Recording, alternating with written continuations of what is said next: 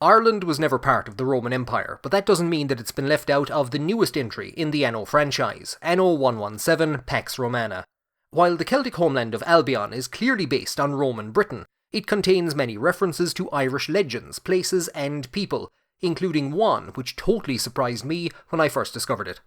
So, get some beer and cheese and grab hold of your cockles as we take a look at Ireland in Anno 117. We'll begin on the island of Whitecliff, where Procurator Corvinus has set up a military encampment. Though named for the cliffs of Dover, where Julius Caesar initially planned to land during his invasion of Britain, the island of Whitecliff contains a number of references to Ireland. To the west there is a large passage tomb, reminiscent of those found at the Hill of Tara or in the Boyne Valley, such as Newgrange, which was built up to 5,000 years ago. These are Neolithic monuments, constructed by the first inhabitants of Ireland, and when the Celts arrived a few millennia later, they believed them to be entrances to the underworld, the domain of Ireland's gods, the Tuatha Dé Danann. Outside the entrance is a two-faced statue based on the one found on Bow Island in County Fermanagh. Dated to the Iron Age and known as the Bow Island Janus, one theory is that it represents a now-lost Celtic deity. On the other side of the entrance is a large standing stone marked with spirals like those found on a stone outside Newgrange, and a series of lines are carved into its edges. This is Ogham, an alphabet used in early forms of the Irish language, and inscribed stones have been found throughout Ireland and Britain, mostly in Munster and Wales. On the east of Whitecliff there is another Irish reference that's easy to miss because, well, there's nothing there. But if you click on the ground, you'll be told that the area is called Bridget's Rock. In Irish mythology, the goddess Bridget was a member of the Tuatha Dé Danann, who some scholars believe was later adopted by the early Irish Church as Saint Bridget. The goddess was associated with poetry, healing and smithing, and ritual fires were lit in her honour at Kildare, where her later Christian namesake would build her great abbey.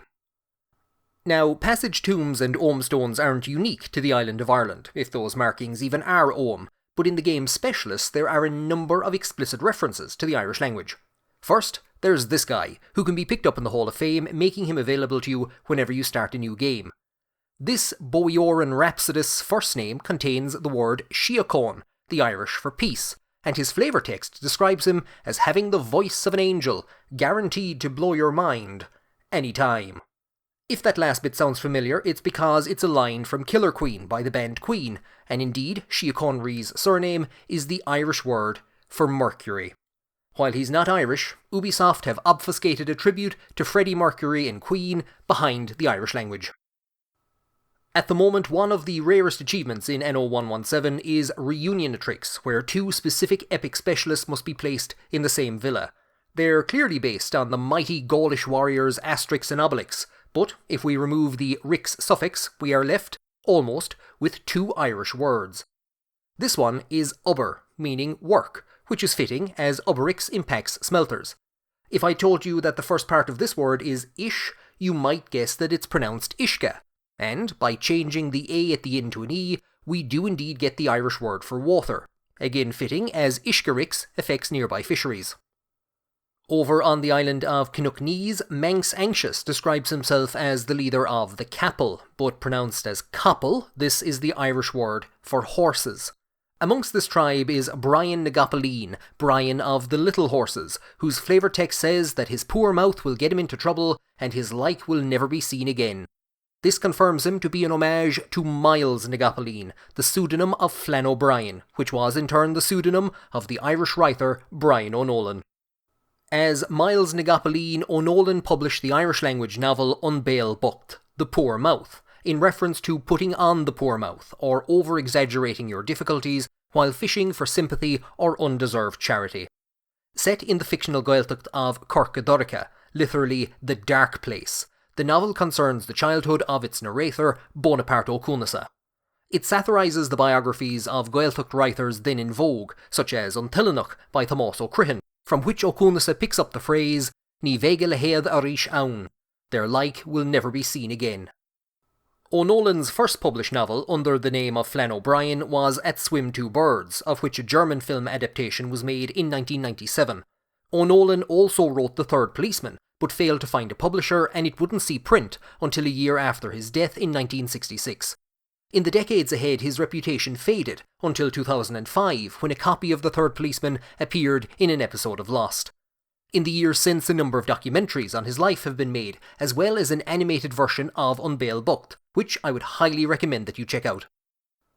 Now, I haven't even scratched the surface when it comes to Irish-inspired specialists in the game. Using datamine files posted on Reddit, I've identified over 24 specialists with actual Irish names, some of which are also common to Scots Gaelic and Manx, or names made up using Irish words. There's the Bonny Beast Herd, Corbra e Murica, the Lucid Hather, Macra MacMortha, Finbar, the Young Wolf, and Convoch, baiting away on his Bowron. The likely Roman parents of Aisling e Democritus liked the Irish word for a poetic vision so much that they chose it as a name for their son. And another specialist who increases the hit points and movement speed of ships is called Naevog, meaning Little Saint, another name for the Curragh, the type of boat in which St. Brendan 100% sailed to North America in. That's historical fact, it totally happened, you can't prove otherwise. There are also a number of specialists connected with the Tuatha Dé Danann. Luchta, ancillary god guardian, is named after Luchtana, one of the 3 gods of art who crafted the weapons used by the Tuatha Dé Danann at the Second Battle of Moytura. Kermid Mac Alla is described as Dagda's goodman, but in Irish mythology, Kermid and his sister, the goddess Bridget, were the children of the Dagda, who was the leader of the Tuatha Dé Danann. In some versions of the legend, Alla, a ruler of the Fomori, is the father of the Dagda, and either the father or grandfather of Manannán mac Lir, the sea god after which the Isle of Man and Manx Anxious are named. There is also Osmuin, Tahalum Bearer, who increases the archer attack range and speed of the ship that they are socketed in. The Tahalum in question is a piece of slingshot ammunition, made from the blood of various vicious animals, and part of the spine of a creature called Osmuin. This Tahalum was used in the Second Battle of Moytura by Lu to kill the Fomori king, Balor of the Evil Eye. Their victory in the battle secured Ireland for the Tuatha Dé Danann until they were driven underground by the Milesians, the legendary ancestors of the modern Irish. There are a plethora of other specialists with Irish names, and I haven't gotten to see much of their flavour text yet, which might reveal more interesting characters, so let me know in the comments below if I've missed any Easter eggs or references to Irish mythology. Next, we'll take a quick look at the technology tree. Researching the funeral games of Talton allows you to extend the range of your recreation ground, and this references the Éanach Talton, or Talton Games, held as early as 2000 BC, if legend is to be believed, which it probably shouldn't. Held in Meath, the festival was first organised by Lu to mourn the death of his foster mother, Taltu. Later, it was the prerogative of the Enail, the kings of Tara and High Kings of Ireland, to convene the Éanach, and failure to do so was recorded in the chronicles as the sign of a weak ruler. The other technology of interest to us is not the Tuatha Dé Danann, but the Tuig Dé Danann. Tuig is the Scots Gaelic word for axe, and this technology increases the stats of your axe bearers, the backbone of any good Celtic army. And now, to finish up, we will take a trip to Uncarrigmore, the Big Rock, the stronghold of Vawada of the Scahach. While Vawada herself is based on Boudica, who led a revolt against Roman rule in Britain, Scahach was the name of a legendary female warrior who lived in the Fortress of Shadow, Dún Scaw, on an island off the coast of Scotland. There, she trained Cuchulainn in how to use the mighty spear known as the Gá Bullock, with which he killed his friend and training partner Ferdia when they fought on opposite sides during the events of the great Irish epic Táin Bó Cúailnge. There are many references to Irish legend and the language buried in Anno 117, but the most surprising to me occurred the first time that I walked around the island of Uncarrigmore. Approaching her great fortress, I heard Vawada herself singing a song of her people's aspirations for freedom and unity, and I was stopped in my tracks as it slowly dawned on me what I was listening to. The lyrics were different, but she sang them to the air of one of Ireland's most famous rebel songs. Where Rome's battalions spilt our blood, we fought and bled as free men. And where they seek to chain free men, we'll always stand between them. And that's the future that I see. Our struggle's not in vain.